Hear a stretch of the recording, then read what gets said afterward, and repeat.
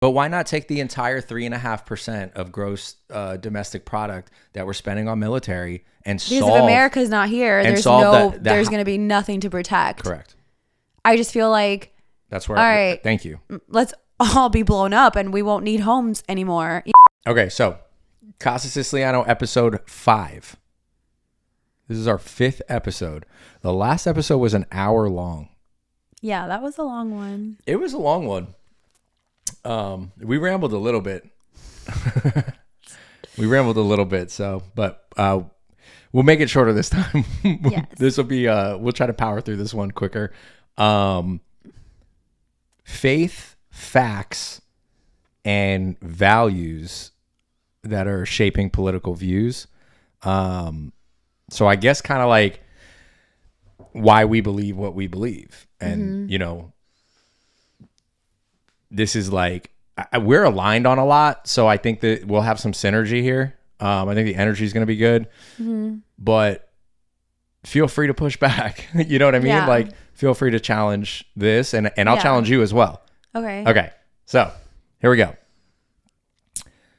I'm going to ask you this. Oh.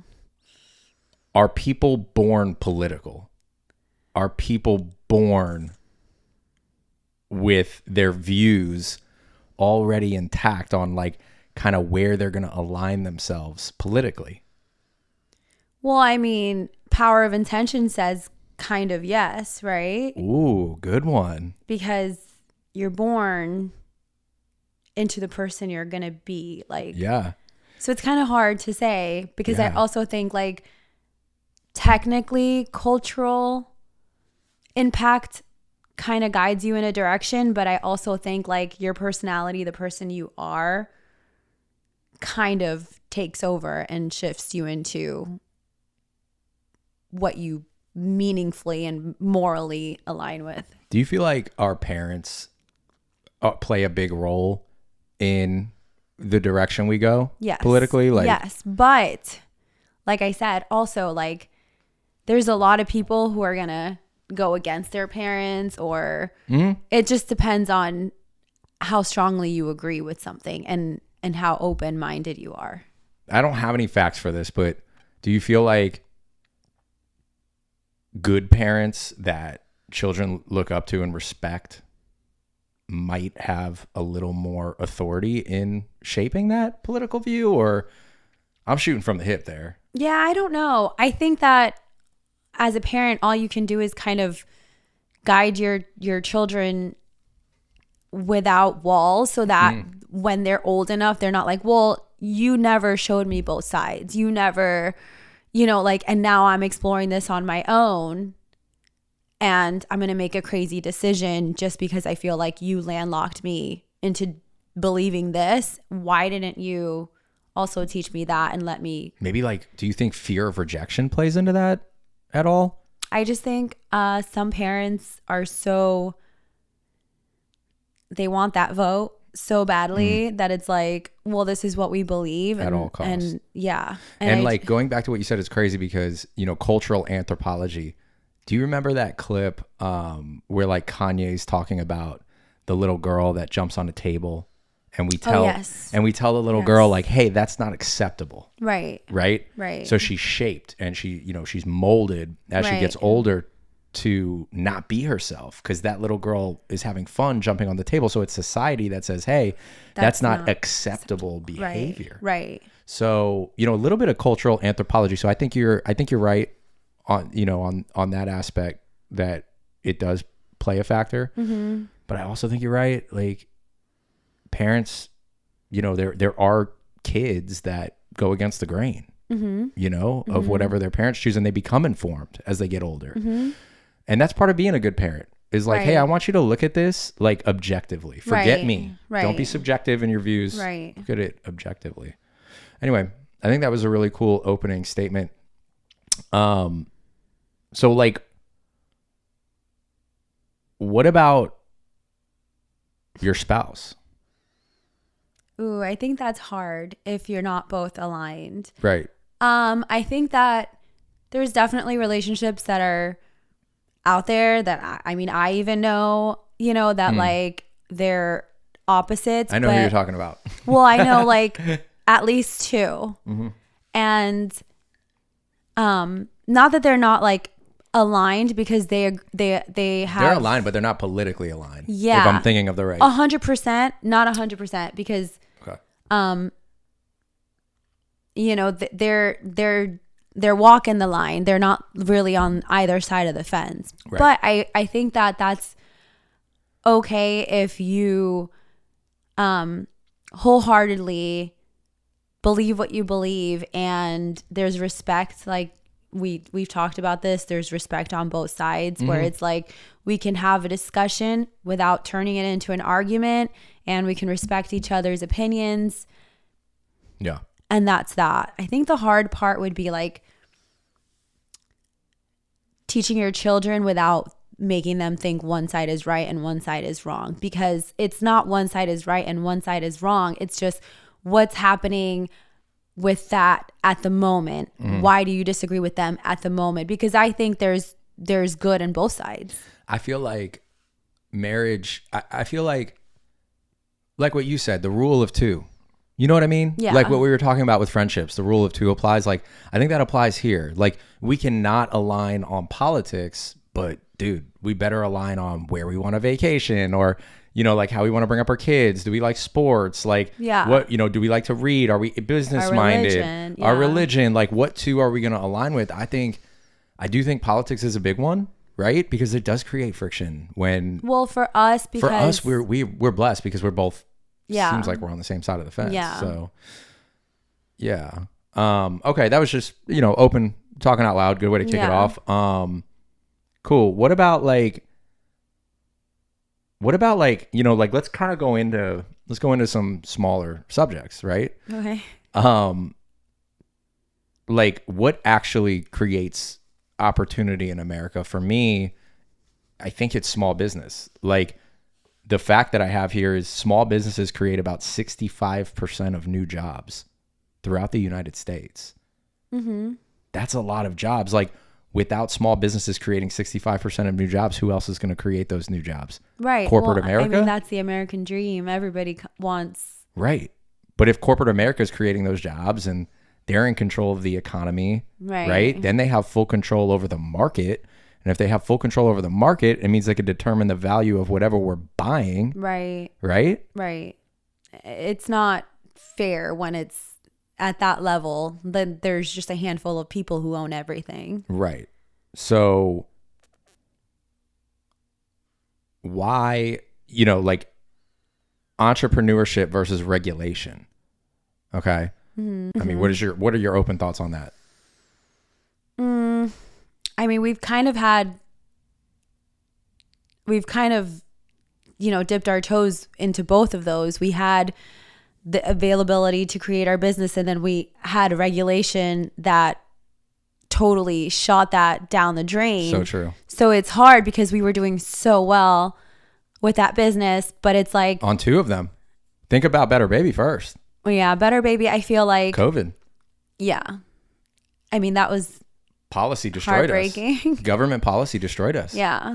It shifted the whole economy. Yeah. And I think when that happens, I mean, everything happens for a reason. It's not like, I don't think that, I mean, I don't know. I'm kind of torn with the government does what it has to do and the government does what it wants to do. God, I think there needs to be balance. I think you're right. Yeah. I agree with that. Like, I think there needs to be balance. And check this out. Like, think of the SBA. That's the Small Business Administration. Mm-hmm. Like, we had an SBA loan. Yes. For Better Baby. Yeah. And we used that money to grow. Right. And that was actually government funded. Yeah. Right. So, you know, for entrepreneurship and small business to have a black mark, whether you're, you know, mostly like if you're on the liberal side, if you're on the conservative side, like whatever side you're on, like for it to have a black mark is insane, especially when the government's saying, hey, we have a whole administration dedicated to the success of small business in America because we understand it drives 65% of job growth. Yeah. Right. So interesting. Okay. Let's talk about a hard one. Okay. Okay. Did you know about 63% of Americans right now today identify as Christian? Well, I know that And there's that's from the been Pew Research an Center. uprise. Yeah. Pew Research Center says 63% of Americans identify as Christian right now. Does that stat shock you, or are you like, oh yeah, cool? I mean, I wish it was Makes higher. sense. Like, oh, you wish it were higher? I think that number's crazy. yeah, I just high. feel like, because I think there's so many atheists. I don't know. Like, I feel like there's definitely going to be, that number is going to be rising. I think the world is just such a crazy place right now, and that everybody's like digging deep for understanding and like what is actually happening right now. Like, so with that number though, number. Yeah. Okay. I was just teeing it up. Okay. There's roughly 930,000 abortions that occur annually. Yeah. I mean, I definitely feel like that's kind of hard to like balance. Like, why are you not like, why is that number so high if there's so many Christians out there? Like, it's just right. And I feel like, you know, I'm not one to judge. I would never judge anyone, but I definitely feel like it's heartbreaking for me. Like, and I think like, you know, I think it's more of a moral question, right? Of when life begins. Right. And I mean, a lot of us have had this conversation in group settings. Yeah. You know, whether it be family, friends, spouses. Like, when does life begin? Like, when I always think of that Seinfeld episode when the subject of abortion gets brought up and Elaine is dating that guy and then she breaks up with him because she's wholeheartedly believes in abortion. Yeah. Yeah. And she breaks up with him. That was hilarious. But anyway, moral question of when life begins. Like, what is for you? When does life begin? At conception. I agree. I believe you said that so firm. I love that. I just feel like if you were not meant to get pregnant, or, you know, if you miscarry, then it wasn't meant to be. But I feel like that baby like deserved a chance. Yeah, I feel like at, you know, even if they were going to have some sort of anomaly where they didn't come out healthy, you know, then you start talking quality of life and things like that. But I think they need a chance. We need a chance to take those measurements. Yeah, I feel like even with the quality of life thing, like I still feel like if that happened, that's God working you through some things. Like, he's giving you challenge that, you know, like, to see how you handle it, or you know, like I just feel like everything has its reasoning. Like, nothing happens without his okay. How do you feel about, like, you know, the my body my choice thing? Like, well, how does I feel that play like that's into fine, this? but the second conception happens, that baby also should be like, hey, my body my choice. Like, what about, and the most common question, the most common opposition to that is, what about when someone's raped? Well, I still don't feel like it's that child's fault. And if that you think that baby's gonna always remind you of something, then there's adoption is an option. I just feel like, honestly, like, I'm gonna say this out loud, but I don't know if I necessarily am passionate, but like, I think there has to be forgiveness when rape is involved. Like, I don't know. Like, I think that's when the my body, my choice comes into play. I just feel like if you were raped, let's say, I mean, somebody's brother raped me, to that mom and the sister and the family members of that guy, he's a good guy. But to me, he's a terrible guy. Right. So the baby is fathered by this great guy over there. And in my opinion, this terrible guy. So I'm going to kill my baby because, in my opinion, on this terrible guy who raped me, and something happened to my body without my permission, but it's not the baby's fault. Like, I still feel like, and that's terrible, like, for me to have to, like, I don't know. It's a tough one to talk about. Yeah, I just feel like it, because I just don't believe, I would never do that. So I'm not going to, like, I'm not going to say, like, that's a bad decision for you. You shouldn't have done that, or you can't do that. Like, do you think there's some sort of, you know, Christian perspective that's driving you to say that? Like, Yes. all of God's children should All be around. born. Yeah. Like that type of Yeah. position. Yeah. I just feel like there's so many people who are trying so hard to get pregnant Like and life they was can't. created. Yeah. It will not be destroyed. Period. Yeah, like you shouldn't be the executioner. Like I don't feel like anybody has that right. Yeah. Okay. That's an interesting one. And I know we could talk about that one for a while, because it's like, you know, when does life begin? Number one, and then my body, my choice. Right. And, Yeah. and I think as faith driven individuals, our position's clear.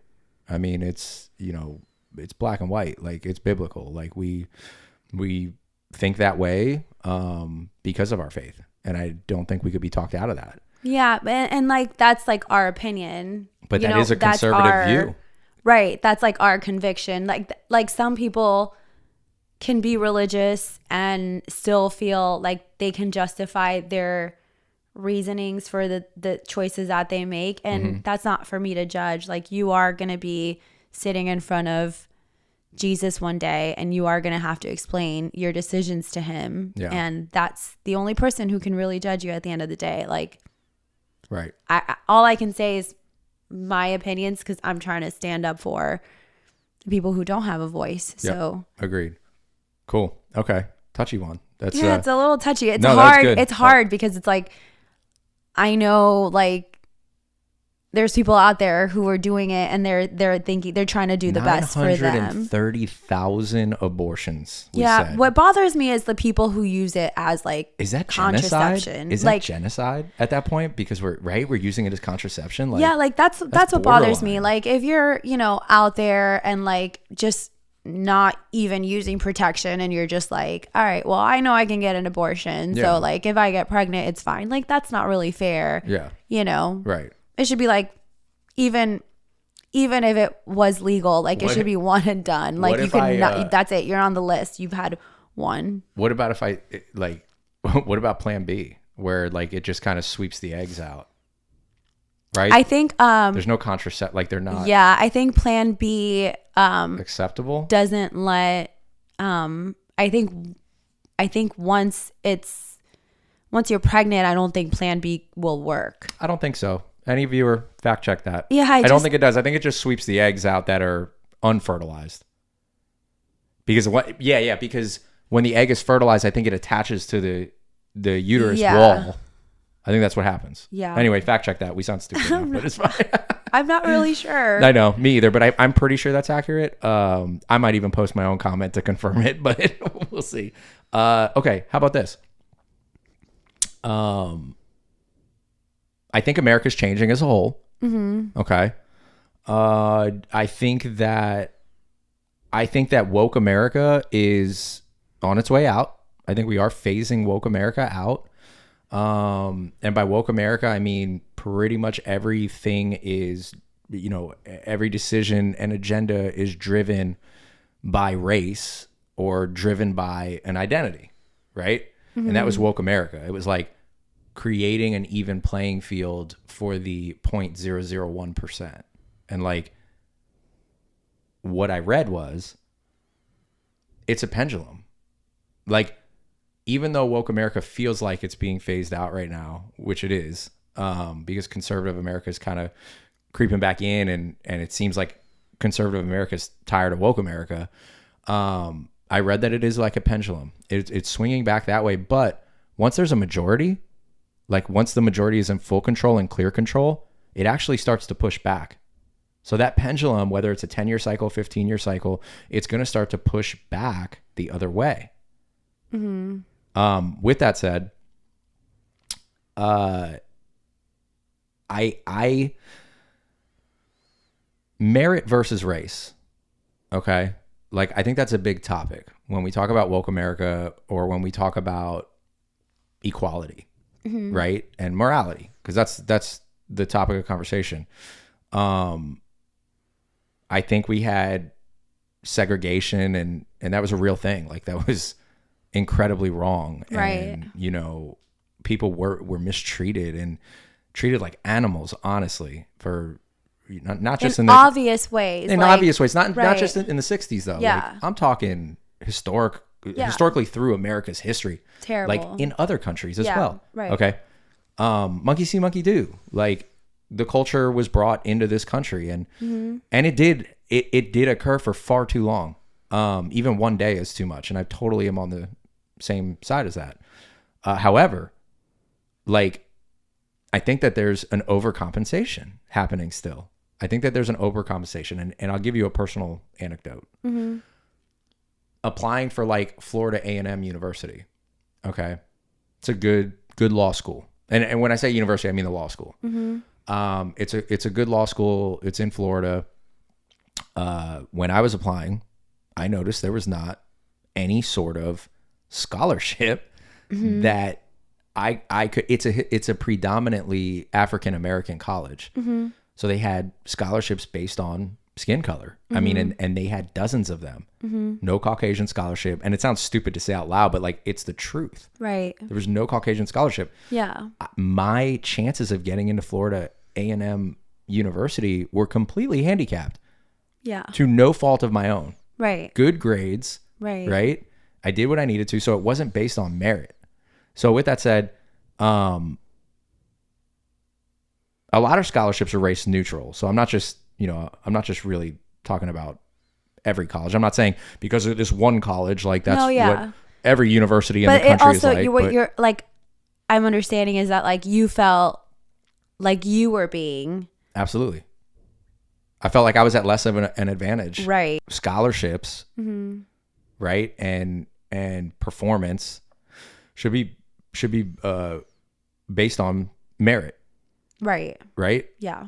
What are your thoughts on that? Because and let's bring DEI and the diversity programs and all these corporations throughout the country into play. Like, what are your thoughts on all that as a Latino American, right? Yeah. Like I agree. Like if there's not going to be like a Caucasian, type of scholarship, I don't think it's fair. Then you're basically discriminating against one race when everybody else is crying discrimination. I don't think that's fair. I don't think it's fair, especially when everybody has the same chances here in America. There's nothing I can do that you can't do, and there's nothing you can do that I can't do. We shop at the same grocery stores. We can ride the same buses. We can call the same Ubers, eat at the same restaurants. There's nothing anyone here can do that another race can't. So where's the discrimination? You're talking one person gave you a dirty look, or one person, talked weird to you. You don't know how many other people that person gave a dirty look to that day, or how many people they talked bad to. You're going to claim racism on someone and have a bad day over someone else's bad attitude. You don't know if that person is getting divorced or why they acted the way that they acted. It might not be racism. It might just be that person had a bad day. And I just feel like that word gets thrown around so easily, especially when you're trying to find a reason why someone treated you badly. And I have to stay quiet about it. Not to turn this into a big racial issue, but it's like, I can't say, hey, Florida A&M, you're being racist. Right. And that bothers me too, because it also goes the other way. Like you're very respectful with other races. You've never say anything out of line. And so it's kind of hurtful, or I think rude, when someone's like, oh yeah, it's because he's white. Oh yeah, it's because he's white. Oh yeah, it's because he's white. Or that's a white people thing. Yeah. Or just in general. That's okay, but he doesn't say things like that about I don't say that's a Spanish thing. Right. You don't, you are very respectful with that. So I guess there's some people who don't think of that as deflammatory. They don't think of it as them being bad, but it's kind of putting it in, you're kind of putting my husband in a box. Where if he did that to someone else, it would sound very rude. Yeah. Or racist even. Yeah. Yeah. Just because you're white. Right. And that's, if we want true equality, we drop race. Right. What do we do with our kids? Yeah. Right. How passionate was I about that? We're not yeah. Hey, there's the you know, Yeah, we never. there's the dark skinned girl, there's the African American girl. We never use color as a description. It's like, hey, there's the girl with the brown hair. Right. Or hey, that's the really tall girl. That's a really tall girl. Or she's the funny girl. Or the girl that always dresses great. Or the girl, you know, like, right. There's always a descriptor that doesn't have to be necessarily skin color. Yeah. You know, and if it does have to be skin color, like we lean more towards more like race, more like African or Asian, or like a polite way. Yeah, but we never even say it's that. Not like the white guy, or like, yeah, right. You know, or the other, you know, words that I can't say because it's just wrong for me to say. Right. But yeah, so like demographics in the future segment, like America's changing, is that the U.S. is projected to become a minority majority. Yeah. By 2045. Like, I'm not even like the Caucasian population of the world that everyone, not everyone, but some, you know, that minorities don't like. Like, we're not even going to be like the most heavily populated right. It's race like out there. everybody's Like, just mixing it up. That's why we just keep mixing. Yeah. And it's good. Interracial, like that. Yeah, like, right. It has to happen. We're a giant melting pot. Like, that's the Right. United States of America. And that's what's so great about it. You know, and like all the mass deportations that are going on, like, I can get down with it. Like, you have to come into the country legally, you know, whether there's slurs that are made is outside of my control. Yeah. Like, that's the main thing. It's like, you kind of have to come in here legally. I understand everything looks crazy right now, but that's all the media is going to show you. They're going to play up everything that's not going right and not show you everything. The 100,000 illegal, undocumented immigrants that are draining the resources of this country, roaming freely, that have been for many years, have law enforcement targeting them, rightfully so. And unfortunately, there is pushback. And sometimes it's not even from the minority group themselves or not even minority group, like from the illegal alien group, like themselves. The pushback's not even from them. It's from our citizens that think they're defending them. Yeah. And you do have fatalities, like, and it's so unfortunate, and it is so sad, and God bless everyone that has experienced that. But you have to have those fatalities to enforce the majority, right? Yeah, like, I think everyone should just let the law handle the law. And I feel like it would be a lot less dramatic if, you know, if people just minded their business. And I mean that with respect. I mean, support your family in a way where if they're here illegally, support them, but don't get so loud about it where you're going to cause a scene. I just feel like, I can't believe that, like, people aren't processing 0.0000001% fatality, like, compared to the objective, like what we're trying to accomplish that is being accomplished, and 0.001%, there is a fatality, or like there is a hiccup. And because of that, we should stop the movement. Like, we should stop the objective. It makes no sense to me. It's unfortunate, but like, you can't make every single person in the world happy. There's no way to have a utopia. That's my position on that. It maybe one day, like, God, hundreds of years in the future, like, maybe we will have a utopia, but humans are always going to hate humans. There's different religions. Like, unfortunately, there's nothing we can do about that. There will never be a perfect utopia. Right. But if we can at least make the country, like, if the stats are right, safer, you know, quote unquote, like, if the stats are right and we can make the country safer, great. But more importantly, if we can keep our resources, whether it's monetary or whether it's human resource, like whatever it is, like whatever that resource is, like food, like if we keep those resources for the citizens that are here legally, that's a better America. Yeah. Right. And like, unfortunately, that isn't happening. And that is why there are mass deportations and new government entities and regulations that are in place, upsetting a lot of people. And I totally get it. However, the objective is clear. I agree with it. I mean, every other country has laws, and if they had an influx of immigrants the way that we've had it due to previous administrations or whatever, like, I just feel like they would have to draw the line and they would be doing the same thing we're Every doing. other country has incredibly strict extremely immigration laws. Incredibly strict. Like, we are one of the most lax countries. Yeah. Challenge me on that, viewers. Like, fact check me, but we are one of the most lax. Not anymore. Not under the new administration, the current administration. Because we've had to tighten up. Got to put our foot down. Yeah. We had to. The facts are the facts. Right. Like, you can't argue the facts. And Right. So, did you know, because you are my little hot Latino wife, that 38% of Latino voters supported Republicans in 2020? And that's, again, like, according to that Pew Research Center. Mm-hmm.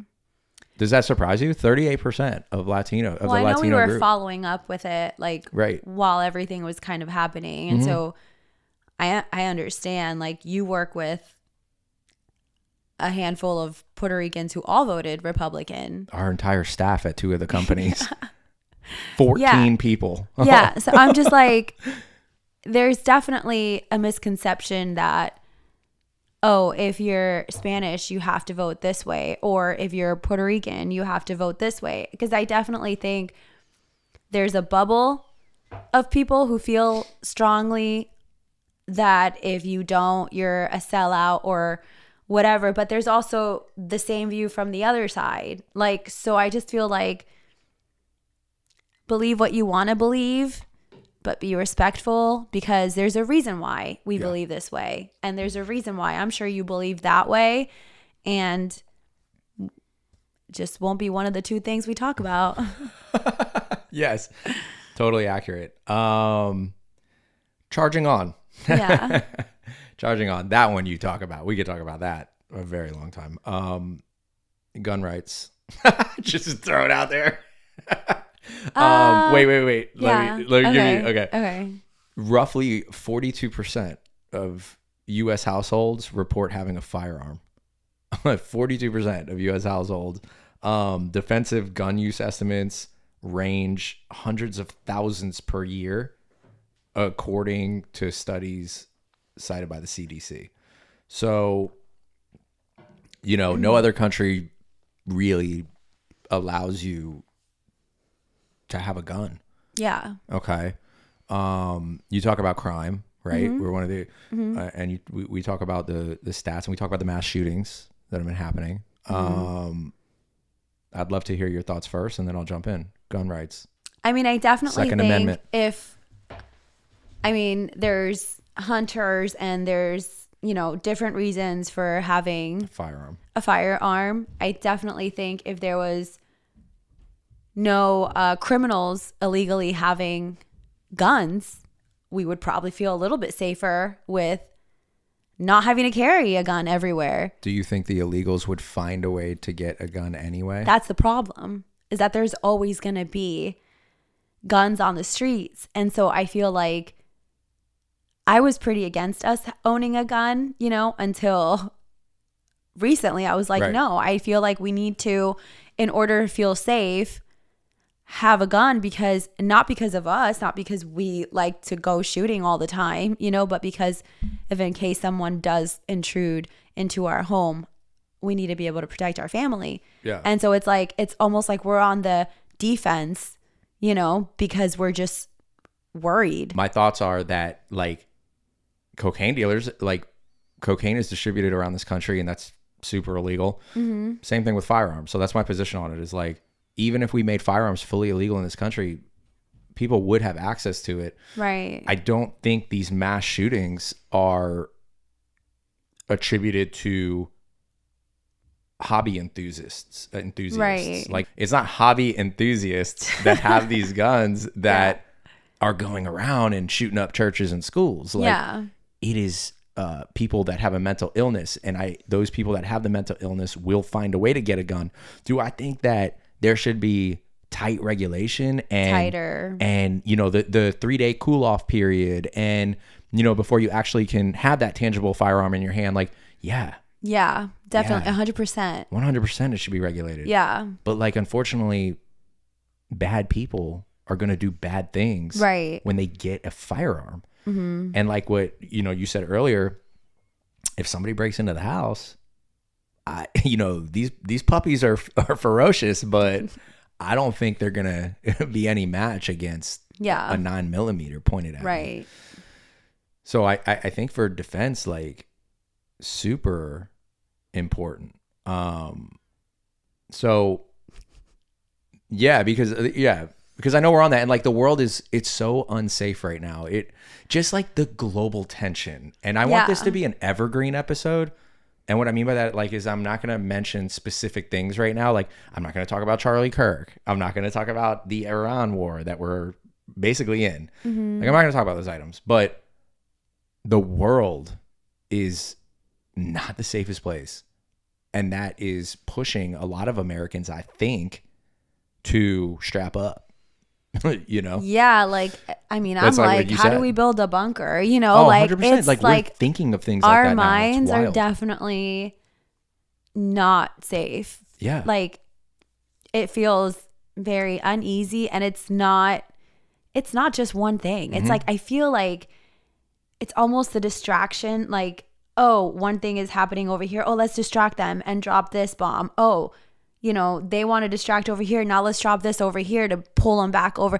It's like there's the Epstein chaos files everywhere. Right. Like aliens, Epstein files, war, aliens. Like, because now the UAPs are demons. Like, right. We'll go through that another time. But right. like, you're right. It's from every angle we're just we're looking. Being distracted. We're puppets. And like, it's not politic related. Like, it's not political. Yeah. Like, these are human issues. Yeah. Like, global human. Like, robots problems. are walking the world, the earth AI, right now. Dude. AI. Yeah. It's like, how about Anthropic? Like, Anthropic we're going down a rabbit hole real quick, but Anthropic had the government contract for AI.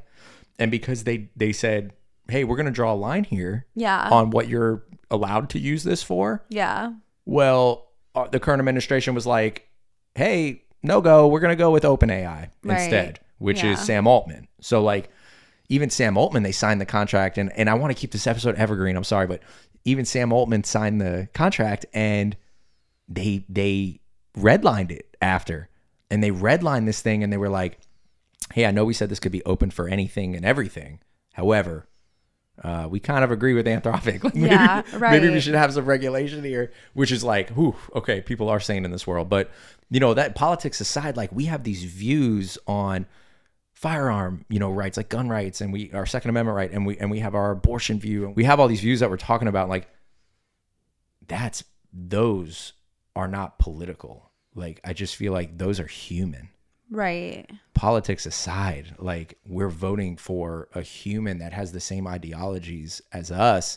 And I think we've molded it to be in a war of black and white. Right. It of should, red and it blue, should almost be not. like, all right, no Republicans, no Democrats, everybody's independent. Just vote for the person who you most align because with. I think that there's liberals out there, right? You're right. I think that there's liberals out there that are conservative. But because there's this line drawn with race and, they're usually this and they're usually that, that they're afraid to say, oh, hang on a minute. Right. Maybe I would vote for Even Donald you don't want to Trump. put it out loud. Right. Yeah, maybe I would vote for Donald Trump. Like, they can't say that. Right. So I do think that's a big part of it. Like, what do you think about foreign policy? Like, why military spending matters? I'll give you a couple of quick facts, okay? U.S. defense spending is roughly 3 to 3.5% of the GDP right now, which is good. It's up under this administration. And oh my goodness, we need it at this current moment. Like, thank goodness we have a stockpile of ammunition ready to go in the current situation where it turns out Iran was 3 to 4 weeks away with 60% enriched uranium, where they were going to have a bomb in 3 to 4 weeks. Like, thank goodness we have all this ammunition stockpiled. However, check this out. The 3.5% spend of the global GDP, of our gross domestic product, it was 6 to 10% during the Cold War era. We're not even full throttle yet, baby. Right. Like, we're not even full throttle on defensive spending, and we need. I think you're going to see it ramp up here shortly. We have to spend, like, right. And I'll give you one more stat, and then I want to hear from you. around 90% of global trade moves by sea. Most of that, 90% of global trade. Yeah. It's profound. And like most of that is protected by who? The U.S. Navy. Right. Isn't that wild? We have to spend on military. And the opposition to that is a liberal agenda where we pull back all spending on military. Well, I mean, let's say our house is America and we have the funds to build a bunker and to make a well and to, you know, dehydrate all the food so that, God forbid, nuclear war happens, you know, we're okay. Yeah. So make that the bigger picture. Like, why wouldn't we protect America? Why wouldn't we spend the money that we have on protecting America if we have it there to spend? Like, don't you want to feel protected, or do you want like somebody to shoot us a bomb and us not have? Well, did you know that there's, you know, and I'm just playing devil's advocate. Yeah. Did you know there's X amount of homelessness in America that could use that money? And did you know that there's X amount of poverty as a whole in America that can't afford to feed their kids? Did you know that happens domestically here? What do you have to say about that? I mean, I definitely think that if our money wasn't spent so easily on unneeded things, you know, like, I'm not even going to go there, but let's say, you mean like the funding, the funding from the government that was going on for transitional surgery in multiple states? Yeah, like that. Yeah. Like, I mean, like, I'm sorry, but or that's like Tim Walz. That's optional. Tim Walz is now under prosecution for funding these Somalian gangs in his state. Right. Like, oh, you mean that funding? Yeah, like, I mean, like, funding that, you know, the funding that can go somewhere that's actually meaningful. Like, homeless is a big, I really feel for homeless people. But why not take the entire 3.5% of gross domestic product that we're spending on military and because solve, if America's not here, there's there's going to be nothing to protect. Correct. I just feel like that's where. All right, thank you. Let's all be blown up and we won't need homes anymore. You know, like, isn't it crazy how it just seems like such common sense to me? Like, we can't live in a perfect world and everyone's going to fight for something that they believe in passionately. But you know what that means? That means we have to take from over here to do that. Right. So finding the balance, and that's what it's about. Like, it's not about politics. Right. I don't think that, you know, let's say you wanted to build a house and I wanted to build a river, like river running through the land. I don't think it's, well, I want a house. Well, I want a river. I think it's, all right, well, let's find a way to make both work. And I feel like we both don't have to give up what we want. We just have to find a way to see if it can coincide together, or why not. I think that in that example, I think it's pretty logical what comes first. The river comes first because we need the nourishment to live as a human. Right? And then secondary is the house to protect us from the elements. Right. We're uncomfortable living outside. However, it's not life or death. So again, military spending versus homelessness and poverty. Yes, we're hungry. How many of us are dying? Right? Versus us not spending on military and we're all dying. You know what I mean? Like, right. And that's totally wrong. Like, that didn't even sound right when it came out. But like, it is up to the people that we put in power, right? We have huge bodies. We have the House. We have the Senate. Like, it's up to the people, whether it's majority or minority on these minor issues. It is up to the people that we put in power to make those decisions for us. And that's why they're like, oh, go out and vote. Like, that's the big thing. Like, go vote if you want your voice heard. Right.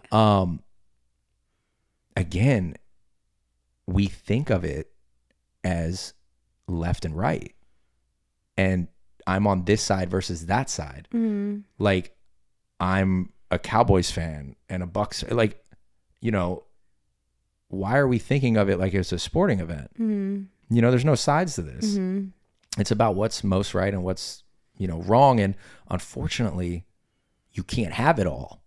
Right. It's not like we can't have everything. What's right and what's wrong. It's what makes the best sense for the situation right now, because Absolutely. this might be what's good for right now, but this might be what was good yesterday. Right. And tomorrow it might be, it might switch, but we have to be able to work together and not blow each other up here, and make us look super weak for the world to see. We should all sort of be united so that the world sees us as being strong. It's almost like a marriage, like if you're, a night owl and I like to do things in the daytime, I'm not always going to go out without you, and you're not always going to go out at night without me. We're going to find a happy medium where we go to dinner together, and then, you stay up watching movies. Keyword, compromise. Compromise. Right. I think that's such an important word. Right. I think there's always room for compromise, and I just feel like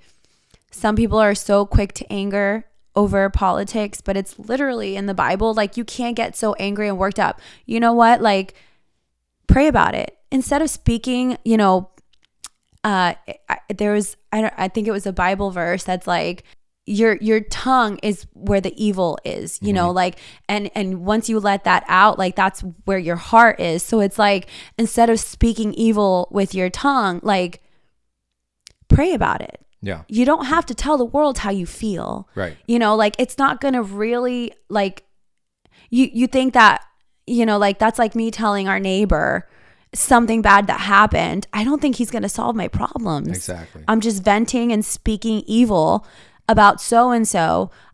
I'd better be off. Like, I would be better off praying about it and letting God handle my problems. He has authority. He doesn't have authority. And then it's like, my problem stays here, yep. And I'm not speaking badly about anybody. And I feel like that would probably help with our inner peace as a whole. 100%. I've literally leaned into this a lot lately. I've told you, like, I've been very prayer forward. Like, I've been praying a lot about my issues and stuff. And I just feel like not speaking so much about it, like, even when I do have a problem, I talk about it like I'm venting, not to put anybody down, or not in a way where it's like I'm speaking badly about anybody. And that includes politics. Like, I will not, like, really say anything bad about anybody or, like, a certain view. I will put my small opinion on it without peppering too heavily on that's right or that's wrong, because it's not my place. I never post in my story or on social media about my opinion with polarizing topics. Like, why do you think people do that? Well, I just can't wrap my head around why. The only thing I could look at it as is like, I'm right, you're wrong, here's my middle finger. Like, that's the way I look at it when someone posts their I think that they're beliefs. I think people do it to educate, but the problem is that there's so much information out there that, like, if you look into it enough, you'll get all the good information from what you want. Like, there's a way to look at everything through rose-colored glasses, and there's a way to villainize absolutely everybody. And I just feel like if you hate someone that much, first of all, you really need to pray about it, because you are not anybody to judge anybody. Like, literally, you will be judged for the way you judge here in heaven. You're going to be judged for that. And so I feel like, and it makes me sad when I see, someone judging another person, and it's not my place to judge them, but it's like, it's almost like, that's heavy. Pray about it. Yeah. Yeah. The answer is prayer. I mean, I know your position on that, and I love it. That's what one of the main things that I love about you. So yeah, I think, like, it's easier to say this. Like, it should always be family over politics. You know what I'm saying? Yes. Like, it should always be family over politics, in that, again, politics, that word that we keep saying. Yeah. That's a sports team, right? Yeah, right. We're talking about, I do feel like that. we're talking about human issues here. Yeah. We're talking about morality. Yeah. We're talking about compromise, because we can't have it every way. It's, Republicans and Democrats right now we're on sports teams, and it's insane to me. And it's a little sad because it's polarizing and isolating. Yes. When you have a large portion of either friends or family who don't agree with your political views, but when you guys can get together and everybody respects each other's point of views enough to not bring up a topic, that's love. I feel like that's like, all right, you brought respect and I love you for that. Yeah. We can coexist and know that we're on. And honestly, when someone does bring it up to me, even when it was with friends and we had issues with that, like, it tells me that you think I'm small-minded.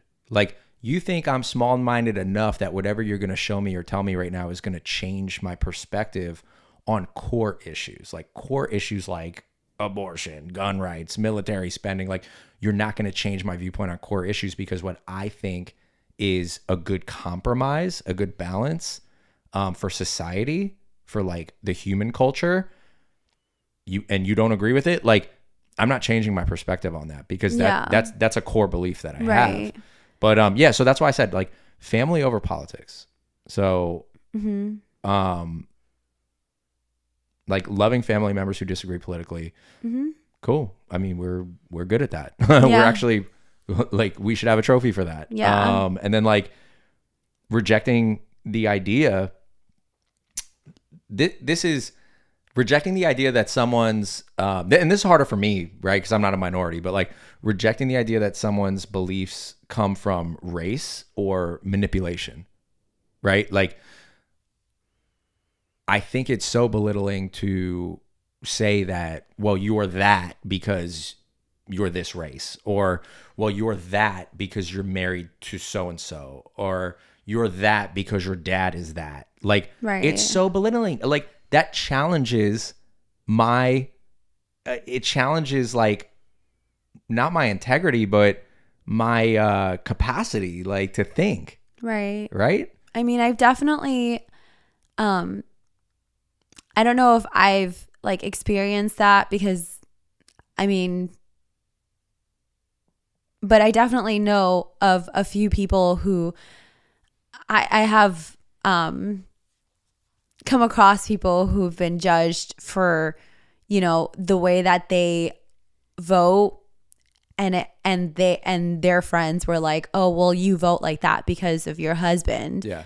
But I know that's not true because I know the girl, and you were like, and I know, like, with us, like, you were like this day one. And honestly, that's one thing I loved about you, was you believed in X, Y, and Z day one. And that's the thing, is, like, this is actually one of our two, right? And you have to have two things. And we have 4 or 5, but this is one of our main two, is like, okay, cool, we're aligned on these topics. Yeah. Good, let's continue our relationship. Yeah. Had you not been, I don't know. Like, I don't know if I want that friction. Yeah. We needed the law of two. That what you coined, that term you coined. But yeah. So I'm gonna leave it with this.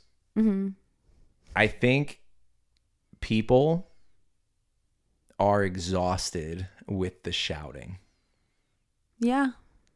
Right? Yeah. It's almost like,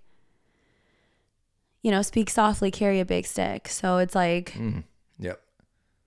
You can believe what you believe and come to the table with it in a nice way, respectful way, but that's almost more powerful. Yeah. Than yelling at me. Like, when we're arguing and you're yelling, or you're yelling at the kids, they're not listening to you. Right. When you come to the table with, hey, babe, like, I told you a whole story and you kind of zoned out in the middle of it. Like, that was kind of rude. And I'm going to be like, oh my God, I'm so sorry. Like, like, I was really tired. Or, with the kids, like, when I yell at them, like, I'm not even a fly on the wall at that moment. But after I calm down and I'm like, hey, I'm really sorry. Right. I thought you did your homework and now we had to rush through it and we don't have any time. And that's when they're like, I'm sorry, like, the computer died. And, like, it's almost, it comes across better. Like, when you can speak calmly about things. Yeah. So I think, people are just overall exhausted with the shouting. And, there's been, again, let's go back to the pendulum. Like the pendulum is going to swing the way it's going to swing, right? Like woke ideology is phasing out. We're swinging that way. It'll come back. Like people are always shouting is my point. There's nothing we could do about it. Unfortunately, it's like but right now it's coming from all directions and it feels like the shouting's loud and it feels like there's a lot of distractions. Yeah. Right. Just rather zone it all out. There's a lot of distractions in place. And I think times now are weirder than they've been in the past. And as we get more advanced with AI and, we're able to understand and analyze different encounters that are happening and situations and mirror them to the Bible, and things are different, but overall people are exhausted with the shouting. So, all right. That was kind of painless, right? Yeah. That was painless. Yeah. I think we talked about a little bit of politics. Hopefully respectfully. Yeah. Hopefully respectfully, like drop a comment if you don't think so. And, happy to have a friendly, conversation about it, friendly dialogue. Yeah. But, dialogue. Dialogue, but, a dialogue, but I think we did that tastefully. There's a lot more. We can do another episode because we didn't cover a lot of other topics, right? That are polarizing, and I enjoyed this with you. So that's it. That was Casa Siciliano episode 5. Yeah, hopefully under an hour. We'll see. I think we did. I think we're under an hour this time, but that's it. I'm Mike and Ari, and we are out. Peace.